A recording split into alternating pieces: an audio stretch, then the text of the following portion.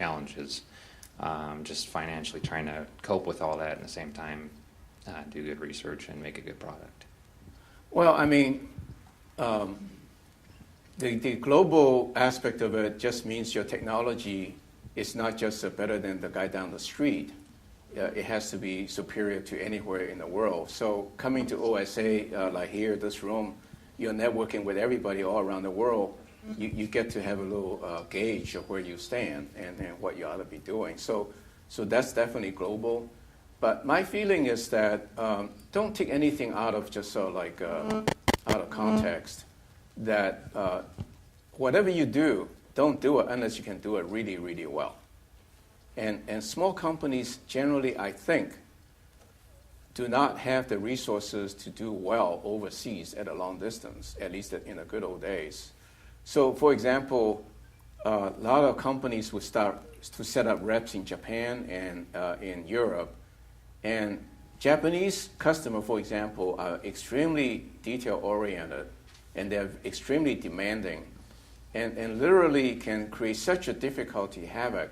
And you got the middleman, the broker, the agent, sales agent, that are really going to amplify the agony the customer is going through to make you respond to them, and it can really tie you down.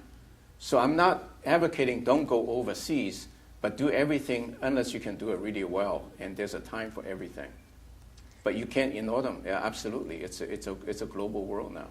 Okay, we have one more over here. Okay.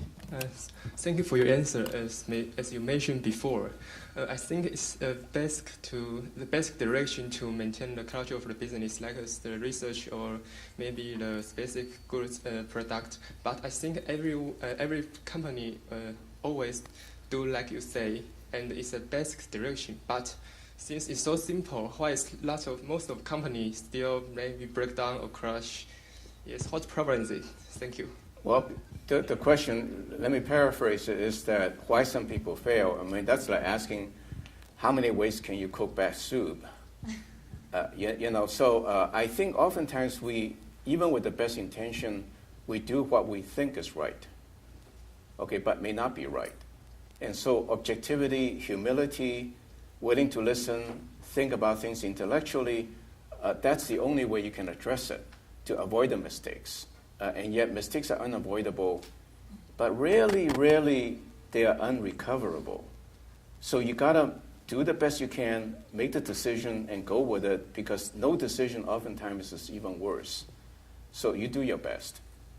Now, I'm actually quite helpful to most people, and you can write me or whatever, and I will respond fairly rapidly. But do so with thoughtfulness. If I don't respond, it's probably because it was a dumb question, so dumb that it's not worth my time, which I rarely do actually. But still respect my time. But write to me if you have some issues, both about your career or about your business. I'm happy to help, but be thoughtful about that. Okay? Thanks. Thank you.